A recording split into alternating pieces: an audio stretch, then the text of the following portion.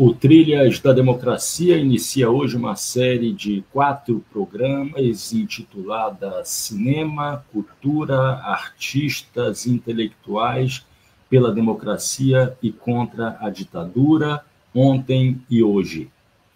Recebendo a socióloga e professora da Universidade Regional do Cariri, Caroline Gomes Leme, que em 2011 defendeu a dissertação de mestrado em Sociologia na Unicamp, de título Cinema e Sociedade, sobre a ditadura militar no Brasil, e em 2016 a tese de doutoramento, também em Sociologia, também na Universidade Estadual de Campinas, com o título Enquanto Isso em São Paulo, à l'époque do cinema novo, um cinema paulista no entre-lugar. Tanto a dissertação quanto a tese foram orientadas pelo professor Marcelo Ridente, sociólogo da Unicamp, e ambas foram, dissertação e tese foram publicadas, a dissertação pela editora da Unesp, eis a capa, com o título Ditadura em Imagem e Som, e a tese de doutoramento pela editora Alameda, um certo cinema paulista entre o cinema novo e a indústria cultural. A professora Caroline também acaba de escrever um capítulo do livro, eis a capa, Por um Cinema de Cordel, um livro de Sérgio Muniz. Então, convidemos a professora Caroline. Seja muito bem-vinda, Caroline. É um prazer recebê-la no Trilhas da Democracia pela primeira vez. Seja muito bem-vinda. Boa tarde, Marco. Boa tarde, quem estiver nos ouvindo, né? É um prazer e uma honra estar aqui no programa, né? Eu acompanho também, sempre que possível. Então, agradeço muito ao convite e espero que possamos fazer aqui um bom debate. Muito obrigada. Compartilhando a condução desse diálogo, como costuma acontecer, Eilo de novo, o companheiro Normando Rodrigues, assessor jurídico do movimento sindical cultista. Eilo, tudo bem contigo, Normando? Tudo tranquilo, Marco. Tudo bem, Carolina? Um prazer, e nós que agradecemos, né, você aqui conosco para tocar o debate. Obrigada, Normando. Prazer igualmente. Bom, antes um esclarecimento, né? Eu e Normando, nós já havíamos tomado uma decisão editorial no final do ano passado, de nos meses de janeiro e fevereiro, organizarmos uma série de programas sobre arte, cultura, literatura, cinema, teatro. Evidentemente que a premiação, a merecidíssima premiação de Fernanda Torres no Globo de Ouro, potencializou essa ideia, mas também deu um novo direcionamento, e a gente não poderia começar, então, essa série, essa decisão editorial tomada já no ano passado, fazendo uma discussão sobre cinema e a forma como foi tratada pelo cinema os crimes, as violências, a resistência na ditadura de 1964. Eu gostaria de fazer um registro para a gente começar esse nosso diálogo, né, sobre 3 reações de plateias. Né? Eu acho que assistir um filme também passa pela forma como a plateia reage, né, a um determinado filme. Né? E eu comentava isso com o Normando, né, agora há pouco, né, que eu fui assistir pela segunda vez, Ainda Estou Aqui, num cinema localizado dentro de um shopping na região central do Recife, na Avenida Conde da Boa Vista, né, um shopping de classe média baixa. Né? E foi impressionante como nas 2 horas e pouco de filme a plateia ficou em silêncio, e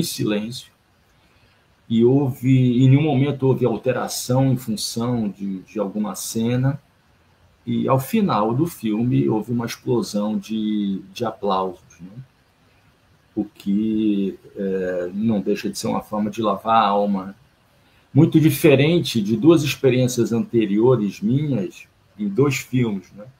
O primeiro, Carandiru, em 2003, quando do meu lado no cinema se encontrava um casal de jovens, né? E num determinado momento da exibição do filme eu escutei o seguinte comentário, abre aspas, e isso aí que está passando no filme é verdade, aconteceu de verdade, fecha aspas, né?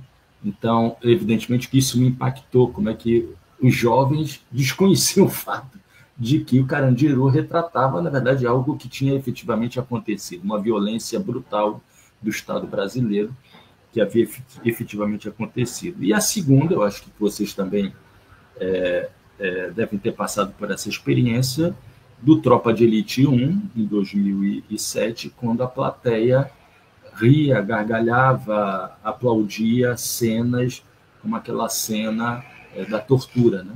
Do jovem que recebe um saco plástico cheio de sangue e é torturado abertamente, né? Que foi, ao contrário dessa sensação que eu tive, dessa experiência que eu tive no Ainda Estou Aqui, causou uma profunda angústia, um profundo mal-estar. Feito esse registro, Caroline, eu gostaria de te pedir que você fizesse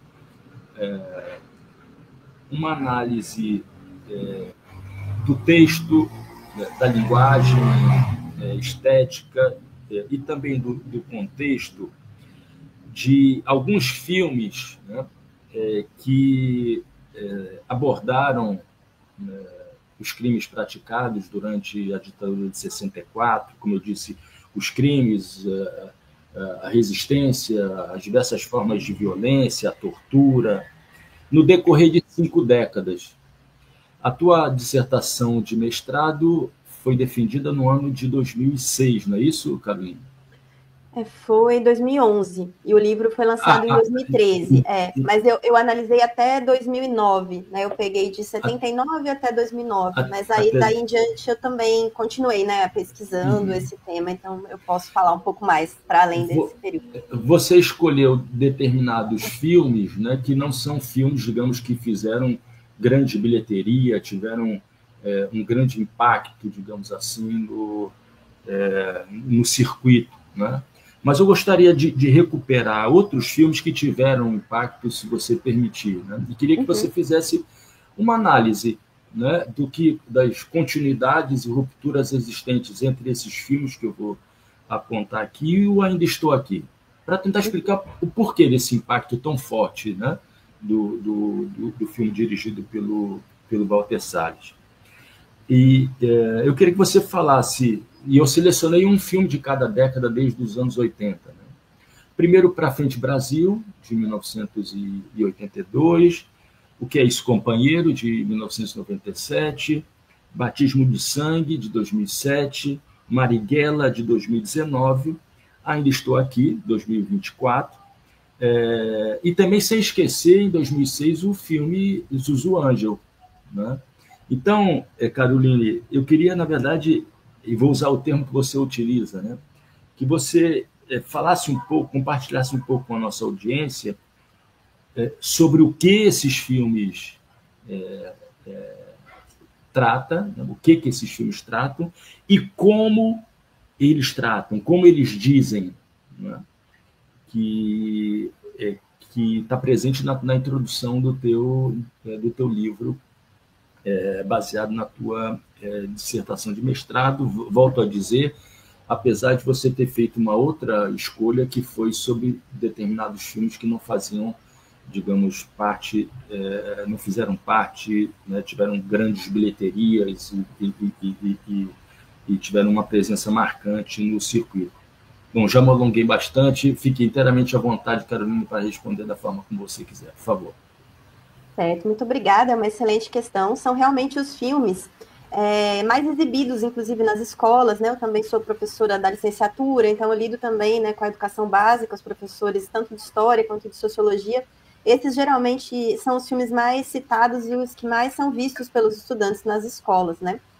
O Zuzu Angel eu analisei em profundidade no livro, tem um capítulo específico sobre ele, porque a minha ideia nos 5 filmes que eu analisei mais detidamente era justamente pegar formas estéticas diferentes, produções, condições de produção diferentes, ou seja, filmes de maior orçamento, de menor orçamento, e também de décadas distintas, né?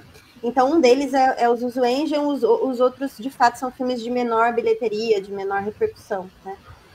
Eu acho que todos esses que você citou tem em comum, né, essa perspectiva do grande público, né? Então, a maioria dos atores são atores conhecidos, atores da Rede Globo, né? Muitos desses filmes são em parcerias com a Globo Filmes também. Então, são filmes que têm essa tentativa de não ser filmes de nicho, né? Ou seja, de não ser de um público muito específico, de ser filmes que tentam alcançar, de fato, a família brasileira, um público mais amplo, né? E isso envolve questões de como lidar com essa interpretação da ditadura militar, que não é uma interpretação, digamos, que é para ser lida só pelos círculos de esquerda, né? Então, eu acho que é uma tentativa válida de todos esses filmes de chegar num público mais amplo, né? E de dialogar a partir de elementos de ação e emoção. Então, também tem essa questão estética, né? Porque isso faz muita diferença também entre o que e o como. Não tem como a gente separar muito, né, o conteúdo da forma, ou seja, nessas escolhas de quais são os personagens, quais serão os recortes, né, ou seja, de qual período da ditadura militar a gente vai tratar. Em geral, a maioria desses filmes trata do período depois das 5, né, de 69 até 74, esse período do auge, né, dos chamados anos de chumbo, que são os períodos que mais tem cenas de ação e emoção, porque são as cenas da guerrilha urbana, as cenas de tortura, as cenas de violência, que são temas, assim, que trazem elementos de ação e emoção para o cinema de matriz hollywoodiana, digamos assim, né? E um cinema de grande público, que usa essa estética das telenovelas e dos filmes hollywoodianos, ou seja, não são filmes experimentais, não são filmes que buscam inovar formalmente, né, que buscam inovar em termos estéticos. Todos esses têm esses aspectos em comum, né, essa tentativa de alcançar um público mais amplo e de promover um debate, principalmente de denúncia da tortura, né, então acho que todos são filmes que têm a tortura e a violência de Estado como uma questão central, né, como uma questão de denúncia muito importante e que, de certa forma, é recorrente nessa filmografia sobre o regime militar, né? Então, acho que esses são os principais méritos desses filmes. Porém, para mim, são todos filmes que têm alguns problemas, né? Eu acho que Ainda Estou Aqui não entra muito nessa chave que eu vou falar aqui, mas principalmente o Pra Frente...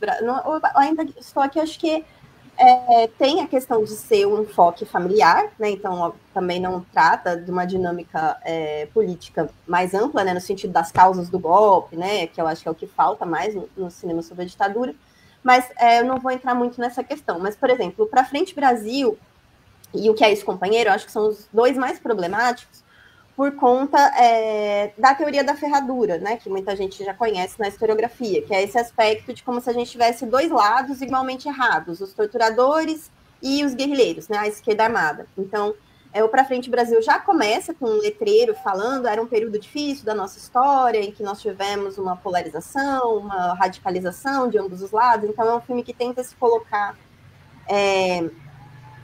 num meio termo, né, negando tanto um lado quanto o outro, como se fossem lados iguais, assim, né, a chamada teoria da ferradura, né, e o modo como ele resolve, né, os conflitos, aí eu vou dar alguns spoilers, né, se alguém não tiver assistido, mas o final do filme, ele escolhe justamente manter vivos somente os personagens ditos apolíticos, os personagens que não são nem de esquerda nem de direita, né, então e é como se... E tem uma frase que o personagem do Antônio Fagundes fala para a namorada dele, que vocês também querem implantar uma ditadura no Brasil, né? A namorada guerrilheira. Então é um filme que tenta, ao mesmo tempo, se colocar contra a esquerda armada e contra o regime militar e denunciar a tortura. E, ao mesmo tempo, a violência só é legítima quando ela é por motivos morais e pessoais, familiares, né? Porque aí, quando o irmão, que é um apolítico, ele é torturado por engano, por ter pegado um táxi junto com uma pessoa da esquerda armada, ele é confundido com um militante e acaba sendo torturado por engano. E aí, o irmão dele, né, que é o personagem, É o Reginaldo Farias e o Antônio Fagundes, esqueci agora o nome dos personagens. Mas o Antônio Fagundes vai nessa cruzada tentando encontrar o irmão, e aí ele também comete atos de violência, mas é isso, essa violência pela busca do irmão é uma violência justificável, mas a violência política não é justificável. Isso é uma recorrência, né, em todo o cinema de grande público, tanto dos Estados Unidos quanto brasileiro. E a questão não é a gente dizer, digamos, fazer uma avaliação moral dessa escolha, é a gente pensar politicamente como é avaliado o regime militar, né? Porque ele não é avaliado em termos de qual era o projeto político desse regime, né? Porque não era só a gente, né, hoje na historiografia fala uma ditadura civil militar, uma ditadura empresarial militar, porque nós tivemos setores sociais, né, da elite, do empresariado brasileiro, que lucraram com esse regime, e outros setores que saíram perdendo muito, né, os setores camponeses, trabalhadores, etc. Então, a gente perde, né, ao fazer esse tipo de debate, essa discussão sobre a quem o regime militar servia, né? Então, isso praticamente não aparece nos filmes, principalmente nos filmes mais recentes, né? Assim, digamos, dos anos 90 para cá, eu posso falar um pouco mais sobre isso, mas primeiro deixa eu fazer a análise desses filmes, que já é muita coisa, né? Para falar sobre cada um desses filmes, daria um programa só de análise dos filmes, mas deixa eu passar um pouco rapidamente no que é recorrente, né? Então, eu acho que é um filme que foi censurado na época, né? Foi bastante... teve problemas, né, com a censura, demorou a ser liberado, porque ainda era um regime militar, né? Então a gente tem que considerar também, era difícil para o filme ser lançado, um filme de grande público, com atores conhecidos, que ia atingir grandes parcelas da população de uma forma talvez menos conciliatória, né? É um filme que ele tentou fazer essa condenação também da esquerda armada também para poder ser liberado. A gente pode pensar também que foi uma estratégia do filme, mas o fato é que esse imaginário hegemônico, digamos, sobre o regime militar, ou aparece essa condenação explícita, né, da esquerda armada, como no caso do Pra Frente Brasil e do Que é Esse Companheiro também, né, de certa forma. Mas não só isso, a gente tem muito pouco a expressão dos outros setores que não eram a esquerda armada, né? Porque a maioria desses filmes focam também somente na atuação da esquerda armada, da guerrilha urbana, né? E não dos outros setores de oposição de esquerda, inclusive o próprio PCB, né? Que optou por não entrar na luta armada, né? Então, hoje em dia tem nesse imaginário que todos os comunistas, todas as pessoas de esquerda, ou eram guerrilheiros ou não faziam nada, né? E assim, era um amplo espectro de perspectivas de esquerda, né, antes de 64 e depois de 64, inclusive das formas de atuação também, né, porque muitos grupos da esquerda armada também tinham perspectivas diferentes, né, sobre como seria essa transformação do Brasil, etc. Então, aí os livros do professor Marcelo Ridente, também os livros do Jacó Gorender, né, são livros que tratam um pouco das diferentes perspectivas da esquerda da época, e que, obviamente, que no filme de ficção não daria para tratar de todas elas, mas o que eu faço a crítica é porque os filmes sempre só abordam com um grande enfoque, né, a esquerda armada, e não as outras formas também de atuação da esquerda durante o período.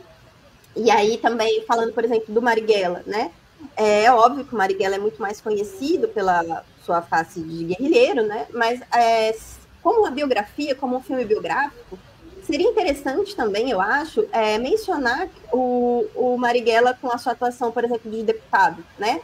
Para que a gente entendesse melhor essa opção dele pela guerrilha urbana, porque a gente pode criticar, a gente pode considerar uma opção equivocada, uma opção, né, completamente errada politicamente, é possível fazer a crítica, mas seria interessante a gente entender os motivos, porque o que a gente tem a impressão na maioria dos filmes é que as pessoas entraram como ou por um idealismo ou por uma falta de compreensão, né, do contexto histórico, né? O filme do Marighella foca muito já na fase, né, da derrota, da perseguição final, e a gente não conhece, por exemplo, a atuação parlamentar do Marighella, né? O Marighella é alguém que foi eleito democraticamente, e depois o Partido Comunista foi perseguido e proscrito da vida pública.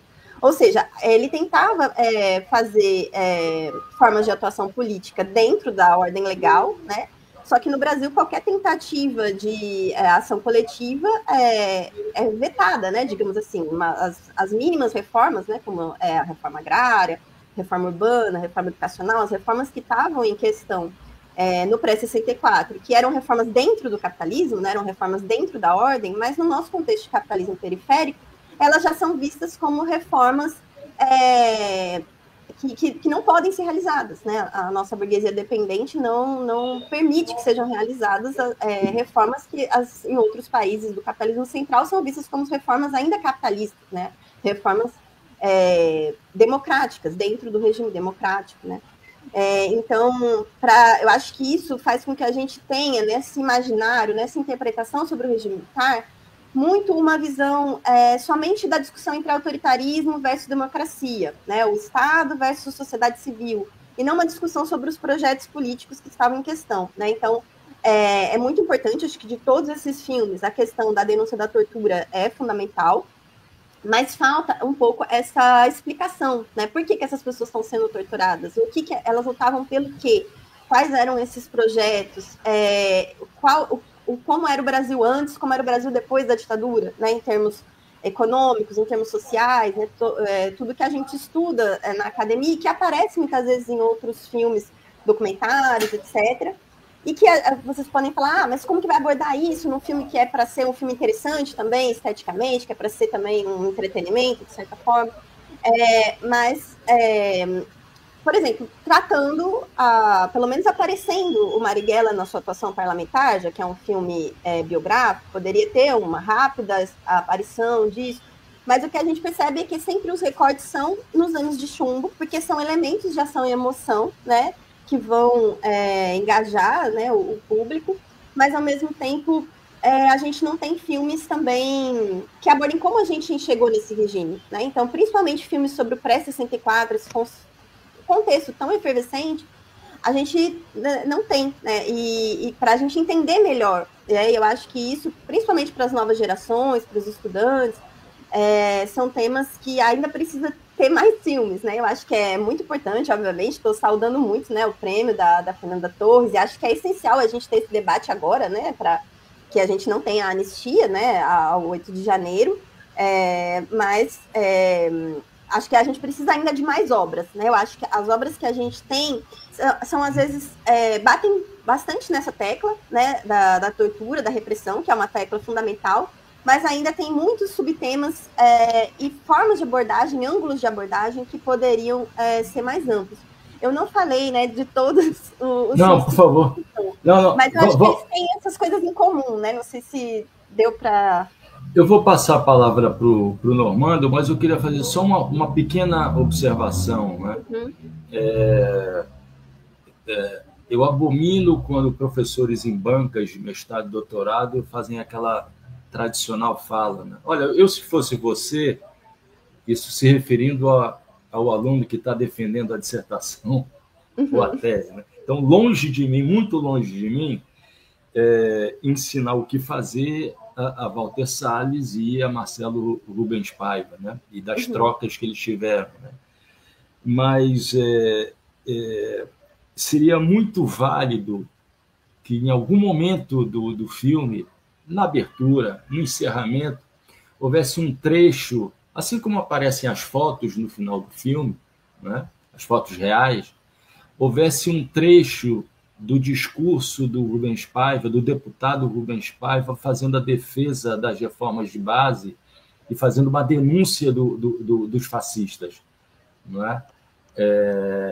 Eu queria só fazer essa observação. Talvez a gente volte a esse assunto, mas deixa eu passar a palavra para Normando. Normando, por favor. Eu vou pegar daí, voltando até no fato que o Marco mencionou no início. Mas, Caroline, parabéns, eu li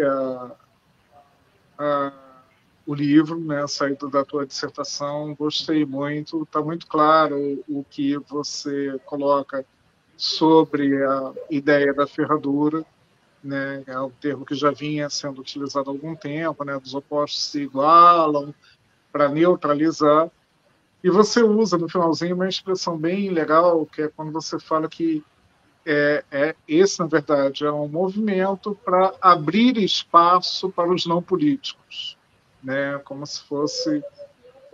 traço um paralelo daí com a terceira via, sempre perseguida, né, pelo capital no Brasil, porque o Brasil vive uma polarização.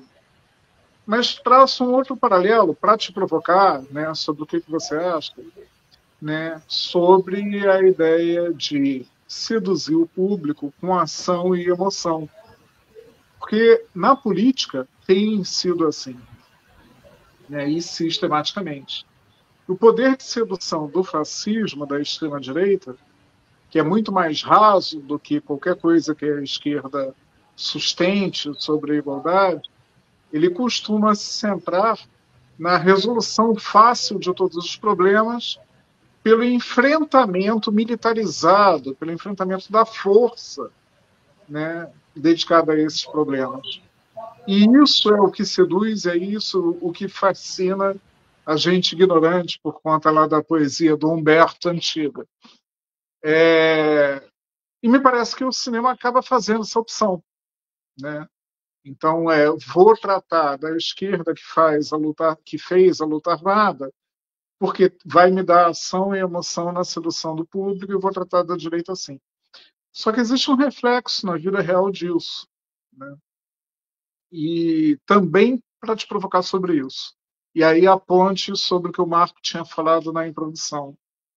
Um filme de impacto muito terrível na cidade do Rio de Janeiro, que é a minha cidade, né, foi Tropa de Elite 2, né, que arregimentou, né, multidões no apoio a um mandato de busca, né, a um mandado de busca, que revirou 70 mil residências num único mandado, absolutamente ilegal, absolutamente inconstitucional, mas que teve um enorme apoio da população do Rio de Janeiro, com a operação militar no Complexo do Alemão, 2011.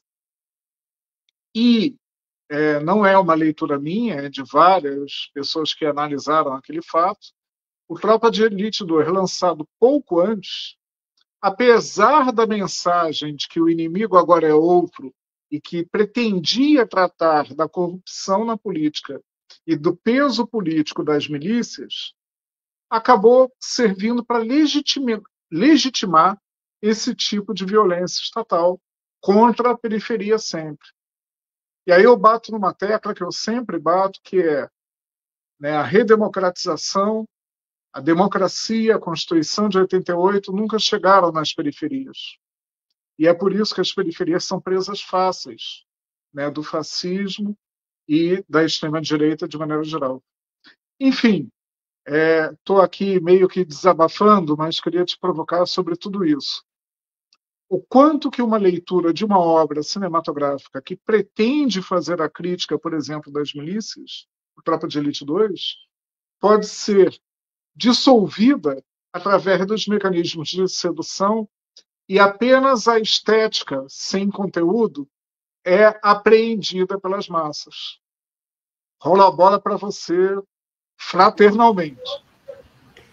Sim, essa é uma questão muito difícil, realmente, assim, é um debate bem complexo e amplo, porque entra também nessa própria questão que vai para além dos filmes da ditadura, né? Como a gente tem uma questão da estética da violência no cinema desde os primórdios, né? O cinema hollywoodiano, ele é muito feito numa estética da violência, né? Então a gente pode pensar, inclusive, como todo o aparato de guerra dos Estados Unidos não seria o mesmo sem o apoio do cinema norte-americano, né? Como que os corações e mentes também são levados à guerra, né? Os soldados que aceitam participar de todas as intervenções militares que os Estados Unidos faz cotidianamente, porque a gente tem um imaginário, é lógico que não é só o cinema, né? Mas o cinema como parte desse imaginário social, que legitima a violência e que dá um sentido a essa violência, né? Então, todo o cinema, digamos assim, de grande público, ele historicamente ele é vinculado a uma estética da violência, né? Então, e o Walter Benjamin já discutiu isso lá, né, no início do século XX, né? Como que contra essa estética da violência a gente tem que ter uma politização da arte, né? E o Brecht também, né? Aquela frase eu gosto muito, né? Triste o povo que precisa de heróis, né? E o cinema ele faz heróis constantemente, né? Desde os super-heróis das histórias em quadrinhos, que também são diretamente vinculados ao imaginário de guerra, né? Boa parte deles, né, são vinculados a essa questão militar, mas também o cinema. E então, até antes do cinema, né, digamos assim, a indústria cultural lida com esse imaginário da violência, né? E então acho que no cinema, para voltar ao nosso tema, né, mas também pegando essa questão da violência policial contemporânea, a questão da tortura, ela aparece em muitos filmes, né? A gente pode pensar também nos seriados americanos que tratam de guerra ao terror, né? Sempre tem muitas cenas de tortura, então não é só o Capitão Nascimento, né? Mas é como se essa discussão sobre a violência necessária para evitar um mal maior, né, contra os grandes inimigos, a questão é quem são esses inimigos. Esses inimigos, eles são construídos também, né, politicamente. E, enfim, como que eu vou... Só para elaborar um pouco melhor, assim, em termos dessa discussão também da estética, né, a Susan Sontag, ela tem um livro que chama Diante da Dor dos Outros, que ela fala que quando teve a Primeira Guerra Mundial, os fotógrafos de guerra achavam que bastava fotografar o horror da guerra, que as pessoas iam falar, não queremos mais fazer guerra, porque é a barbárie, esses corpos aqui, dilacerados, isso na Primeira Guerra Mundial, né? Só que logo depois veio a Segunda, né? E ficou constatado que não adianta a gente mostrar o horror, porque a apreensão dessas faces do horror, dessas imagens de horror, elas são feitas de modo diferente pelos lados do conflito, né? Então, a imagem dos mortos, dos corpos dilacerados, das imagens de tortura, elas não servem elas não resolvem o problema, né? Então é necessário sempre um debate político mais profundo, porque cada lado do conflito vai justificar aquela morte com base em alguma argumentação nessa lógica da guerra, né? E eu acho que a gente pode trazer para esse debate justamente como os corpos torturados, sejam os corpos dos militantes, dos guerrilheiros, sejam os corpos que cotidianamente são torturados e violentados nas periferias brasileiras, eles são corpos que são desumanizados, né? Então, são como se fossem mortes que não são contabilizadas, que não são consideradas dentro da lógica dos direitos humanos, porque são pessoas que supostamente mereceriam morrer, né? Então, não adianta mostrar o horror, né? Então, acho que, inclusive, no cinema a gente tem esse debate, acho que, falando um pouco do Batismo de Sangue, que eu também acabei não comentando, que o Marcos citou, o Batismo de Sangue é um filme que tem cenas bem explícitas de violência, né? De tortura, é um dos filmes que traz mais esse enfoque mesmo, né? De ter a representação explícita da tortura. E tem esse debate, né, no cinema, até que ponto, né, o debate estético, isso já tinha desde o filme sobre o Holocausto, sobre até que ponto isso também não é uma certa pornografia da violência, né? Você explicitar e se isso realmente comove as pessoas ou se isso não pode levar a um certo sadismo, porque é a mesma lógica dos filmes de terror, né? Você vai mobilizar as sensações de horror, mas que as pessoas lidam com isso como um entretenimento, né? Então, muita gente gosta de ver cenas de horror, de brutalidade. Então, não necessariamente isso vai levar a que isso não se repita, né? Inclusive, a gente pode levar a essa estetização mesmo, né? A levar que a gente se acostume a ver tanto horror que a gente, né? Ou muitas pessoas têm prazeres sádicos com isso, ou a gente se neutraliza, a gente passa a ter, né? A não se comover mais, né? Basta ver a situação que a gente vive hoje em dia, né? Com o genocídio palestino. Então, mas assim, para a gente voltar aqui ao tema, eu acho que a questão é que hoje em dia é mais fácil ter esse revisionismo da extrema-direita, de falar essas pessoas guerrilheiras, elas queriam implantar uma ditadura no Brasil e por isso elas mereceram morrer, porque a gente não teve, tanto nas escolas, nos materiais didáticos, quanto no cinema, quanto nas produções televisivas, etc., um debate mais aprofundado de que regime foi esse, né? Não só de quais foram as violências perpetradas, mas pensando no ponto de vista da totalidade mesmo, no ponto de vista econômico, social, educacional. Quais foram os projetos, né? O que esse projeto deixou de legado, né? Que é muito que a gente discute hoje, mas que ainda isso a gente discute na academia, né? Mas não, acho que isso ainda não chega no imaginário social, porque muita gente tem uma ideia de que a ditadura foi boa para o Brasil, né? E não foi, ela foi péssima, ela deixou um legado horrível, tanto econômico quanto social. né? E a própria questão da violência urbana, para a gente emendar uma ponta na outra, né? Sempre falo isso para os meus alunos. A gente tinha um Brasil pré-64, um Brasil rural. A gente não fez reforma agrária, as pessoas foram expulsas do campo, foram para a cidade, causou esse inchaço, né, principalmente das grandes capitais. Nos anos 80, essa ausência de uma reforma urbana, a ausência da reforma agrária, também são causas da violência que começa a explodir ainda durante a ditadura, nos anos 80, né, com toda a crise econômica dos anos 80. Então, a inserção do crime organizado, etc., né? Tudo isso também é um legado das consequências socioeconômicas da ditadura. E isso é como se a gente não liga uma coisa na outra, assim, no debate público, né? O senso comum só tem essa ideia, houve censura aos artistas, houve perseguição aos militantes, mas o que aconteceu para a população em geral, né? Para a classe trabalhadora, para os camponeses, quais são as consequências dessa ditadura para essas pessoas, né? Eu acho que assim, todas as histórias, obviamente, merecem ser contadas, mas ainda faltam muitas histórias a serem contadas, né? Principalmente porque cinema é algo muito caro de se fazer.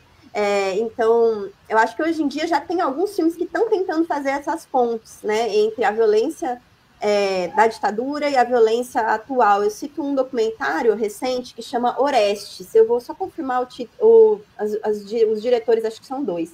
Mas é bem recente, acho que bem recente, para mim é de 10 anos atrás, né? Como eu estudei já de 40 anos atrás. Eu acho que é de 2015, mas eu vou confirmar aqui. Mas é Orestes, o título do documentário, que faz essa ponte entre as violações dos direitos humanos aos militantes de esquerda e também aos moradores de periferia atuais. Caroline, só para fechar, ponte que o Rubens Paes Manso faz, né, na República das Milícias, né, demonstrando as milícias como herdeiras, né, filhotes dos grupos de extermínio da ditadura, né, só para lembrar. Muito obrigado. Deixa eu também lembrar, porque é exatamente sobre isso que fala o filme Você Também Pode Dar um Presunto Legal. Esse filme, gostaria só de falar um pouquinho sobre ele, que é do Sérgio Muniz, que estava ali na capa do livro, que eu fiz o artigo, né? O meu artigo é mais amplo sobre a trajetória dele, que ele foi um cineasta que eu estudei também lá entre os cineastas paulistas do meu doutorado. Mas tem, acho que uns 2 ou 3 artigos que analisam especificamente esse filme. Não sei se vocês dois já viram, ele é um documentário que está disponível no YouTube, ele é de média-metragem. Ele é um documentário que foi filmado ainda nos anos 70, clandestinamente, depois ele foi enviado para Cuba, porque não dava para ele circular aqui, estava no governo Médici, e aí ele só foi circular em 2003, né? Inclusive, o Sérgio Muniz era marido da professora Anita Simes, que foi minha professora orientadora de iniciação científica, ainda na graduação, lá na Unesp Araraquara. E aí foi lá na Unesp Araraquara que eu conheci esse filme, né, ainda na minha graduação em 2003, quando o filme começou a circular publicamente e agora está disponível no YouTube. E para mim ele é, assim, talvez o melhor documentário, filme em geral, assim, a melhor obra audiovisual sobre a ditadura, porque ele aborda esses aspectos que eu falei, as questões socioeconômicas, os índices de mortalidade infantil, vários problemas sociais e econômicos da ditadura, e ao mesmo tempo ele faz a conexão com esse imaginário fascista. Ele é um documentário experimental, com várias colagens e filmagens de peças de teatro da época. Então ele também esteticamente é bem interessante, e ele fala dessa conexão entre os grupos de extermínio que tinham antes da ditadura, né, os grupos de extermínio que iam nas periferias, que matavam as pessoas negras, né, nas favelas brasileiras, e como esses mesmos policiais dos esquadrões da morte, que matavam os ditos marginais, passaram a também perseguir os militantes de esquerda, né? Então, como é uma mesma estrutura, né? E que, de certa forma, permanece, né? Permeando, né? A nossa estrutura da polícia, né? E que, como você citou, né, aí, obviamente, como obra escrita, né, já tem esse outro livro, mas eu cito esse documentário que eu acho que ele é bem interessante e merece ser visto, assim. Caroline, voltando à questão da tortura, você deve ter visto várias intervenções do Marcelo Rubens Paiva, inclusive na entrevista do Roda Viva, em que ele afirma que numa das reuniões que ele teve com Walter Salles, ele disse: olha, eu não quero cena de tortura no filme. E realmente no filme o máximo que acontece é no momento do interrogatório da Eunice, e no momento que ela está na cela, você escuta gemidos, gritos. Não é? E eu me lembro agora de 2 filmes que foram fundamentais para a denúncia das torturas ocorridas no Brasil e na Argélia. Em 1966, a Batalha de Argel, do diretor italiano, Giulio Pontecorvo, e, em 1972, o estado de sítio do Costa Gravas, aquela célebre e triste, horrenda cena das aulas de tortura, aulas práticas de tortura, não é? Que apareceram. Então, esses 2 filmes eles marcaram época na denúncia, né, da prática de tortura, na Guerra de Libertação Nacional da Argélia, na luta contra a ditadura no Brasil, e permanecem, como você disse, as cenas do filme do Horacio Raton, não é isso? O batismo de sangue. Estou certo, o diretor? Estou, né? Sim. São cenas muito, muito fortes, e também no próprio Pra Frente Brasil, né? As cenas em que o Reginaldo Farias está completamente ensanguentado, né?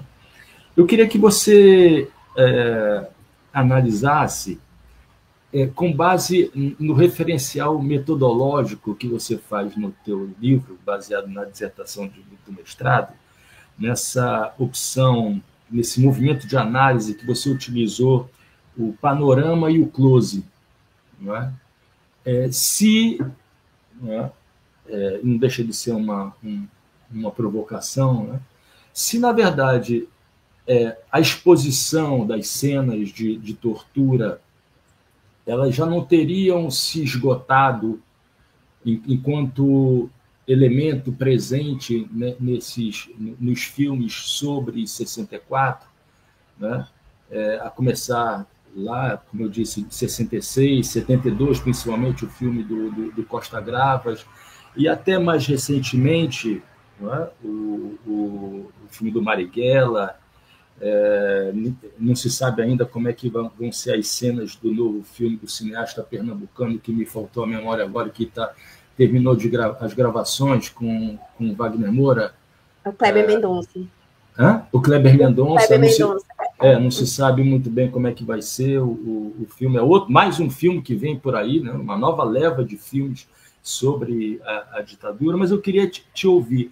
Se, na verdade, essa opção que foi encaminhada, né, direcionada pelo Marcelo Rubens Paiva junto ao Walter Salles, não seria uma opção possível num outro contexto histórico, né, em que se mantém o horizonte de luta pela memória, resgate da memória das violências praticadas lá, em 64, mas sem a necessidade dessa exposição dos corpos, né? Dos corpos dilacerados, né, na tela. Por favor, Clara, eu gostaria muito de te ouvir. Sim, então, nossa, eu estou muito ansiosa para ver o filme do Kleber Mendonça, porque ele faz grandes interpretações do Brasil, né? Então, eu estou achando que o dele pode ser que traga um pouco o que eu gostaria de ver mais nos filmes sobre ditadura militar. Eu sou muito fã do Kleber Mendonça, de toda a filmografia dele, do cinema pernambucano em geral, mas do Kleber em particular, né? Porque ele também tem essa relação um pouco com as ciências sociais, né? Com a mãe, a esposa, né? Acho que são cientistas sociais, ou têm relações assim, né? Conhecem bem os intérpretes do Brasil, então eu gosto muito das interpretações dele, estou ansiosa para ver. Mas respondendo especificamente essa questão, eu concordo, assim, eu acho que inclusive a gente já tem uma certa saturação, né, de imagens de violência, e que é importante ter a denúncia, mas não necessariamente a denúncia precisa ser com uma exposição realista dessas imagens. né? Então, acho que o debate que é feito, em geral, nas discussões mais estéticas sobre cinema, hoje em dia tem muita discussão também sobre o papel, por exemplo, do horror na discussão de temas sociais, né? Então, mas eu particularmente não gosto muito de filmes com cenas de horror, assim. Eu não acho que é a melhor escolha estética, assim. Essa questão de você ser sádico com o próprio espectador, né? A imagem que de certa forma também não só choca, né? Todo cinema marginal tem esse debate, né? Sobre vamos chocar o espectador. Mas, enfim, isso também é uma questão de perspectiva própria, assim, né? De gosto também, meu. Mas tem um filme argentino... Carolina, só para... Já que você falou do cinema pernambucano, né? E isso do sadismo, o compartilhamento do sadismo com o público, né? E eu me lembrei de uma cena de um filme do Cláudio Assis, que é uma cena famosa, em que a Dira Paz é estuprada num palco de teatro, que foi uma cena muito, muito forte. Inclusive, depois a Dira Paz deu declarações dizendo que foi uma catástrofe, foi um sofrimento pelo qual ela como atriz, passou naquele momento, né? Então, é uma opção do cinema do Cláudio Assis, né? Me desculpa, só porque você falou isso, me veio à mente essa cena. Uhum. Eu não gosto tanto, assim, do cinema do Cláudio Assis, por exemplo. Muita gente eu sei que gosta, inclusive, né? Pessoas que estudam cinema, né? Tô falando, isso é uma questão pessoal. Mas, enfim, porque eu acho que a cena de tortura, você nunca vai ter como representá-la de forma realista, porque não vai ser torturado o ator, obviamente, né? Então, além do sofrimento causado aos atores em cenas de violência, que muitas vezes acontece, né? Esse tipo de situação, como a Dira Paz falou, então muitas vezes é sofrido por o próprio ator gravar certas cenas, né? Não sei, a gente tem essas questões éticas também, mas em relação aos espectadores e ao debate público sobre isso, o que eu vejo uma coisa é você ter, por exemplo, filmes documentários em que os militantes estão relatando suas torturas, né? Então, isso eu acho que é muito importante, né? Que tenha voz, que tenha visibilidade. Então, isso é muito importante, né? Agora, a representação explícita numa tentativa de realismo em que você vai ter que simular uma tortura, né? Então, esse é um pouco o debate, que agora eu esqueci o autor, mas tinha um crítico de cinema francês que fazia esse debate sobre os filmes do Holocausto, né? Até que ponto isso era ético, colocar os atores nessas situações de horror, né? E eu acho que é possível fazer abordagens que não precisem ter esse realismo estético, né? Que possam fazer a denúncia da tortura, mas de formas em que isso fique mais ou menos implícito, como você falou, do Ainda Estou Aqui, mas tem um outro filme que chama Garagem Olimpo, um filme argentino, em que todas as cenas de tortura, elas também, a gente não vê, só ouve os sons. Você ouve os sons, vê depois ela machucada, né? Mas a gente não vê a cena em si da tortura. E eu acho o Garagem Olimpo até mais angustiante em termos, assim, de você sentir o horror, mas sem precisar ser chocado com as imagens, né?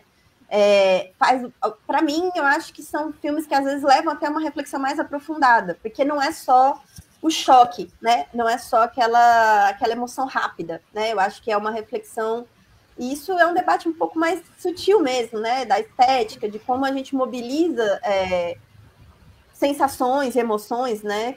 E de formas diferentes, né? Então, eu acho que concordo, assim, eu prefiro filmes que deixam mais sugerido, acho que é importante que tenha denúncia, mas que não necessariamente tenham uma representação estética explícita, né? Eu acho que pode ser flashes. O próprio Ação Entre Amigos é um filme que eu acho interessante na representação que ele faz da tortura.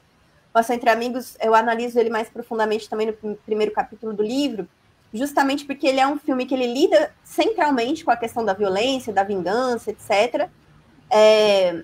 Mas, para mim, ele não é um filme que faz uma exaltação da violência. Ao contrário, ele vai deixando você muito incomodado, mas sem ser com essa forma do choque realista, né? As cenas de tortura são mais implícitas, aparecem os corpos machucados e tal.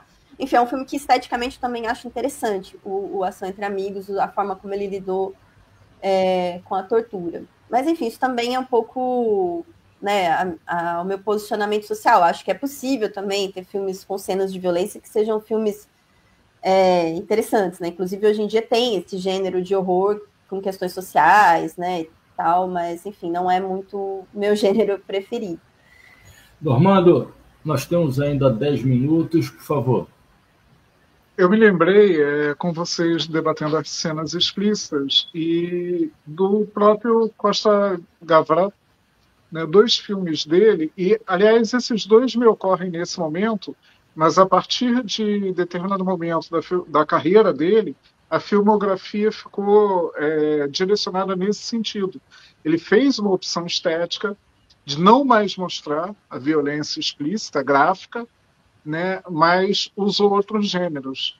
E os 2 filmes que eu me lembrei, um ainda dos anos 70, no final, Missing, né, com Jack Lemmon, e que não há cena de tortura, não há cena de violência explícita, mas a violência ela é marcada no filme como se fosse um metrônomo pelos tiros que são ouvidos ao longo do filme e que vão enervando o personagem principal, né, vão causando uma neurose no personagem principal, que é um pai de classe média americano que está buscando pelo filho vitimado no 11 de setembro, né, o golpe chileno. E se não me falha a memória, Normando, existem cenas do pai circulando pelo Estádio Nacional. Eu posso estar enganado. E aquilo já... tem corpos. Exatamente. E aí passa... exatamente. Desculpa a interrupção. Não, bem lembrado, veio a propósito. E mais adiante, 20 anos depois, mais de 20 anos depois, eu acho, ele tem um filme sobre o Holocausto, e especificamente sobre a posição do Vaticano com relação ao Holocausto, chamado O Trem, né? E que ele usa o mesmo recurso de uma forma muito interessante, porque não é, evidentemente, um trem, uma composição, trata-se de um oficial alemão católico que está junto ao núncio apostólico tentando trazer o Papa para a condenação do que está acontecendo, né, na Europa ocupada pela Alemanha fascista. E as cenas são marcadas, o que dá o ritmo, o metrônomo da violência, é o trem passando, levando os prisioneiros para os campos de extermínio, né? Claro, né, não me cabe, nem tenho conhecimento bastante para entrar na opção estética, né, mas me parece que encaixou muito com o que Caroline disse agora, né, que são opções que podem levar a uma reflexão mais constante, mais profunda, talvez, do que apenas o impacto gráfico, né, imediato da violência. E estamos com pouco tempo aqui, eu só queria, antes de qualquer despedida, Caroline, te agradecer, porque Benjamin Brecht a gente lembra o tempo todo, está no ofício, são ferramentas que a gente usa. Agora, você me fazer lembrar de uma pessoa que eu gosto, tá, e vou registrar, que é a fumante inveterada, né, Susan Sontag, foi sensacional. Estava no escondidinho da memória e gostei de vir à tona. Muito obrigado. Caroline, a gente está na reta final e eu gostaria que, arrematando, né, esse programa, você tentasse, de alguma maneira, realçar esse papel importante desempenhado por mulheres, né, em 2 filmes, o que é muito difícil, né? Quer dizer, 2 dos filmes que foram citados aqui são centrados na figura de 2 mulheres marcadas, Eunice Paiva na busca pelo seu marido, deputado Rubens Paiva, e a Zuzu Ângelo na tentativa de localização do seu filho, Stuart Ângelo, né? Então, isso é um sinal do papel fundamental desempenhado pelas mães e pelas mulheres, né, nesse campo do cinema brasileiro de denúncia do que foi a ditadura de 64? Sim, com certeza, né? Acho que são duas grandes figuras históricas, né, muito importantes na denúncia do regime militar. E acho que até hoje, né, as mães são as figuras de proa dos movimentos de direitos humanos, né? As mães de Maio e as mães também, né, das periferias. O Clube de Mães de São Paulo, da periferia de São Paulo. Sim, com certeza. Esse filme Orestes, inclusive, traz depoimentos de outras mães também, então acho que... E é uma temática que eu acho que tem uma capacidade, justamente por isso acho que o filme está fazendo tanto sucesso, né? Porque é uma capacidade de mobilização também desse sentimento que atinge todos os públicos, né? Que é a questão, né, da mobilização da família, né? Que a gente tem que também retomar o debate sobre a família, né? Porque é como se a família fosse só um tema da direita, né? E a esquerda também defende a família, né? Só que há formas de existência familiar múltiplas, né? Plurais. Mas essa questão dos afetos, né, familiares, eu acho que é um fator de mobilização muito importante, que tem uma capacidade de engajar o público. E aí eu acho que são dois filmes muito importantes por isso. E acho que é necessário que a gente tenha também outras figuras, né, que venham. A Elizabeth Teixeira, por exemplo, o Kleber Mendonça esses dias postou uma foto, um comentário, né, falando que ela ainda está viva, ela está com 100 anos, né, que foi a protagonista do Cabra Marcado para Morrer, né, que é um dos poucos filmes que tratam da repressão aos camponeses no Brasil. E precisamos de um filme sobre ela, né? Poderia ter uma ficção aí sobre a Elizabeth Teixeira, sobre a Helenira Rezende, que foi uma mulher negra também que foi assassinada no Araguaia, vice-presidente da UNE. Então, acho que tem tanto homens quanto mulheres, né, que a gente ainda precisa contar várias outras histórias, né? Mas acho muito importante esses dois filmes já para... Eu acho que pensar o cinema também como uma forma de relação com a sociedade, né, também. Ele é, ao mesmo tempo, um produto da sociedade, mas também ele produz significados e valores que circulam socialmente, né? Então, acho que a grande importância desse debate todo é a gente poder expandir, né, poder discutir esse tema, poder chegar a outras pessoas que não estariam, talvez, discutindo esse tema, né, sair das nossas bolhas também. Então, acho que isso aqui é uma excelente oportunidade, né, para que a gente volte a discutir esse tema tão candente ainda, né, que a gente só vê se repetindo, né, agora essa questão do 8 de janeiro, da anistia, né, a gente tem que discutir, né, o porquê que os torturadores não foram punidos, quais são as consequências disso, né, para a nossa estrutura social até hoje, as consequências tanto subjetivas quanto sociais, né, e políticas, dessa não punição dos torturadores, né? Então, acho que é um filme que proporciona, né, muitas reflexões a partir da trajetória dessa grande mulher que foi a Eunice Paiva. Bom, esse programa está sendo gravado exatamente no dia 8 de janeiro. Né? Ele vai ao ar no fim de semana, mas ele está sendo gravado no dia 8 de janeiro. Carolina, a gente já tem um encontro marcado. Tão logo o filme do Kleber Mendonça chegue aos cinemas, a gente vai marcar uma nova conversa. Eu gostaria de apresentar mais uma vez a capa do Eila, da dissertação de mestrado, transformada em livro, Ditadura em Imagem e Som, da tese de doutorado, Um Certo Cinema Paulista, que foi publicado pela editora Alameda. O terceiro desapareceu aqui do meu raio de visão. Eu gostaria muito de agradecê-la, Caroline. Muito obrigado, Normando. A gente se encontra no próximo final de semana para um novo Trás da Democracia, que será com o ex-orientador. Orientador é para sempre, na verdade, né?